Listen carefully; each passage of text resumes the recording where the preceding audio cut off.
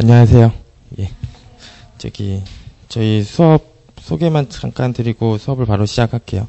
저희 수업은 8주 수업 중에서 해석학을 먼저 5주 정도 하고 해석학이 끝나면 3주 정도 복수 해석학을 하는 식으로 진행을 할 거고요. 그 다음에 교재가 나오지 않아서 아마 계속 거의 매주 프린트가 아마 나갈 것 같고요. 그래서 프린트로 수업을 진행을 할 거고요. 그래서 오늘 드린 프린트 중에서 학습 목표로 제가 따로 프린트 드린 게 있어요. 그거를 매주 시작할 때랑 끝날 때 해당 부분 읽도록 할 거예요. 그래서 오늘도 수업 시작할 때 오늘 나갈 부분에 대해서 한번 쭉 읽어보고 시작을 하도록 할게요.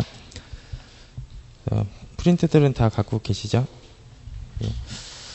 그래서 일단 오늘 나갈 부분을 저희 1번부터 23번까지 한번 쭉 읽어보도록 할게요.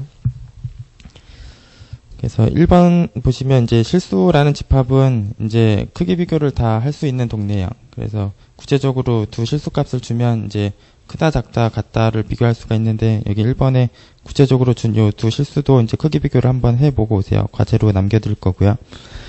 그 다음에 크기 비교를 할 수 있다는 얘기는 이제 부등식을 갖고 있는 동네예요. 그래서 2번 보시면 이제 부등식 중에서 코시-슈바르츠 부등식을 이제 적어드렸고요.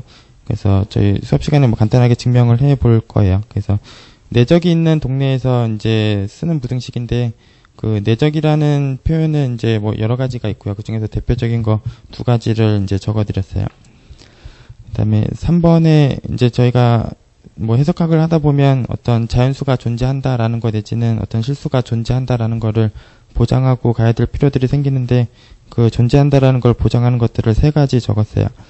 그래서 맨 위에 자연수 정렬성은 이제 자연수의 부분 집합 중에서 공집합이 아니라면 이제 제일 작은 원소를 갖고 있다. 그런 얘기고요. 완비공리는 이제 위로 6개인 집합이 이제 상한이라는 실수값을 항상 갖고 있다. 그 다음에 아르키메데스 정리는 이제 실수값을 어떤 걸 주더라도 그 실수보다 더 큰 자연수가 항상 존재한다.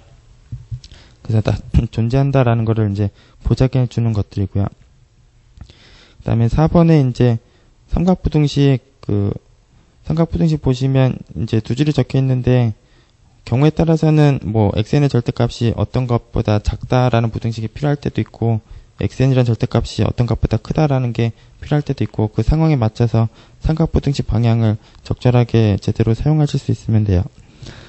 그 다음에 5번에는 이제 상계하고 상한의 정의를 저희가 보고 나면 굉장히 자연스러운 명제예요. 그래서 어떤 원소가 상계이기도 하고 집합의 원소이기도 하면 이제 그런 원소는 이제 상한이다. 이제 하계나 하한에 대해서도 같은 맥락으로 적어드린 거고요. 그 다음에 6번에 이제 상한하고 상수배 내지는 덧셈 연산을 거친 집합에 대해서 이제 성립하는 식들을 쭉 적어드렸고요. 그 다음에 맨 마지막 거의 집합에 오타가 수정됐는지 모르겠는데 왼쪽 집합에 y란 집합이 적혀 있나요? x로 고쳐 있나요? 예, 그럼 됐고요. 예. 그러면 여기 이제 맨 마지막 줄 5번째 거에 집합이 왼쪽하고 오른쪽에 두 개 나와 있는 게 이제 같은 집합이 아니에요. 같은 집합이 아니고 오늘 OX 문제 남겨드린 것 중에도 이제 이런 거에 대해서 묻는 질문이 있으니까 해결해 보시고요. 그다음에 7번에 이제 제곱해서 2가 되는 그런 실수값이 이제 실수 내에서 존재하는데 이제 그런 거를 저희가 완비공리를 통해서 증명 과정을 한번 살펴보도록 할 거예요. 그다음에 8번은 이제 어떤 무리수 지수값에 대한 정의를 유리수 지수값에 대해서 정의를 한 다음에 그 원소들을 가지고 다시 여기 같은 경우는 이제 요 집합의 상한값을 3의 루트 2승으로 이제 정의를 하도록 해요. 그래서 무리수 지수승에 대한 정의예요.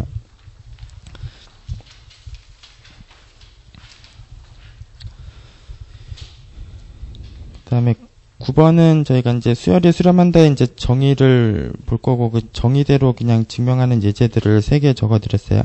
그 중에서 이제 세 번째 거는 이제 과제로 남겨드릴 건데 이제 해결해 보고 오시고요.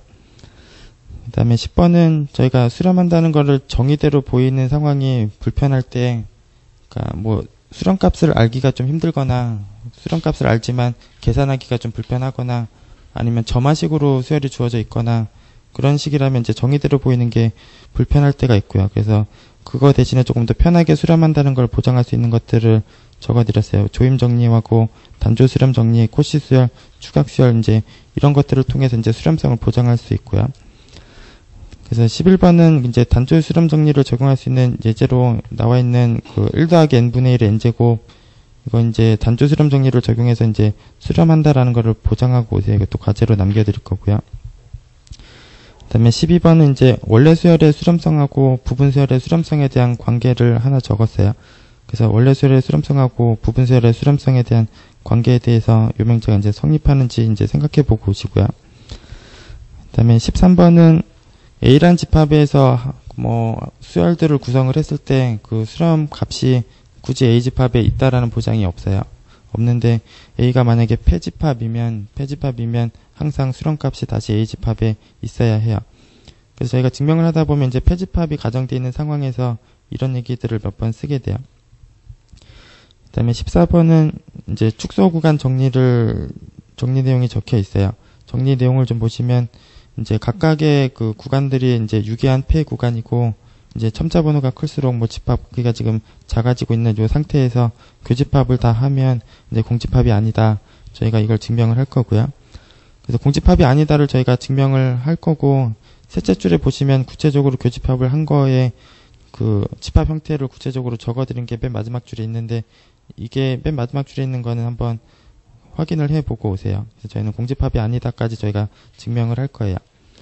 그리고 중간에 이제 특히 뒤에 나와 있는 부분은 이제 길이가 점점 0에 가까이 가면 공집합이 아닌데다가 더 추가적으로 딱 한 점만 남는다. 그래서 이 한 점만 남는다라는 거를 이제 적용하면 증명하는 것들을 저희가 몇 개 볼 거예요. 이제 15번에 적혀 있어요. 그래서 15번에 보시면 이제 앞번호에 있던 축소관 정리를 이제 증명하는데 사용하는 것들을 4가지를 적었어요. 그래서 이 4가지는 증명하는 그 흐름이 다 똑같은 흐름으로 증명을 해요. 그래서 그 중에서 저희가 2개만 증명을 같이 해볼 거예요. 그래서 오늘 수업 중에 2번째 줄에 있는 유계폐 구간의 기밀이다. 이거 증명을 저희가 할 거고요. 3번째 줄에 있는 완비공리를 증명하는 거는 시작하는 부분만 같이 적고 그 다음에 마무리 부분을 남겨드리도록 할게요. 그 다음에 이제 16번은 이제 수열이 수렴한다라는 거랑 코시 수열이라는 거랑 이제 동치 조건인데 그 중에서 코시 수열이 되면 수렴한다라는 쪽을 확인하는 부분에 대한 내용이에요. 그래서 그걸 확인하는 과정에서 일단 볼자노 정리가 필요해요. 유기한 수열은 부분 수열이 수렴하는 게 있다. 이제 볼자노 정리가 필요하고 그래서 코시 수열이 수렴한다라는 거를 전체적으로 흘러가는 흐름은 괄호 안에 적혀 있어요. 그래서 코시 수열은 이제 수렴하는 부분 수열을 갖게 되는데 그 수렴값이 알파면 원 수열도 알파 쪽으로 수렴한다. 이제 전체적으로 이제 괄호 안의 흐름으로 이제 증명을 해요.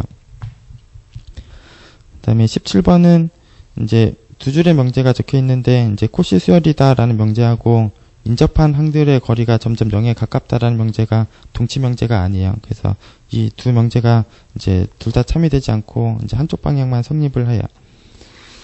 그 다음에 18번에 저희가 이제 삼극한의 정의가 오늘 프린트에 들어가 있는 정의는 여기 정의랑 약간 다르게 적혀 있는데 이제 동치 조건의 정의예요. 그래서 여기 프린트에 있는 정의를 보시면 이제 삼극한이다라는 그 값은 이제 수열이 부분 수열 중에 수렴하는 값들이 있으면 그 값들 중에서 제일 큰 값을 삼극한이다라고 이제 정의한다라고 보셔도 돼요. 그래서 이제 그런 정의에서 보시면 그 18번에 이제 두 번째 줄, 세 번째 줄은 거의 자명해요. 그러니까 이제 그 첫째 줄의 내용을 이해하시면 되고요. 그다음 19번 이제 삼극한에 대해서 역시 그 18번에 적힌 내용대로 이해를 하시면 이제 동그라미 1번, 2번, 3번에 대해서 다 충분히 답을 하실 수 있어요. 그다음에 20번은 이제 함수의 극한에 대해서 역시 정의대로 이제 보이실 수 있는 예제 중에 이제 뭐 하나를 적어 드렸고요. 그래서 역시 정의대로 한번 확인해 보시고요.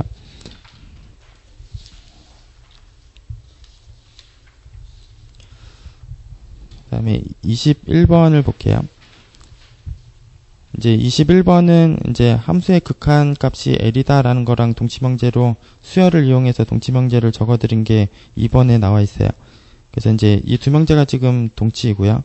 그래서 부정끼리도 이제 동치가 돼요. 그래서 이제 저희가 보통 사용할 때는 부정적으로 사용하는 경우가 많아요. 그래서 22번에 부정적으로 이제 명제들을 3가지 적었어요. 그래서 뭐 극한 값이 L이 아니다, 내지는 연속이 아니다, 내지는 미분이 가능하지 않다. 이제 다 극한에 대해서 지금 동시명제가 21번에 나와 있어서 이제 수열을 적당히 찾아오면서 부정하는 쪽으로 이제 사용하시면 이제 되는 거고요. 그다음에 23번까지 저희가 오늘 볼 거예요. 23번에 이제 여기 주어져 있는 함수가 연속성이 어떻게 되는지와 미분 가능성이 어떻게 되는지와 적분 가능성이 어떻게 되는지를 저희가 다 확인할 건데, 오늘은 연속까지만 확인을 할 거예요. 그래서 이 함수의 연속성이 어떻게 되는지까지 오늘 저희가 확인을 하도록 할게요. 예.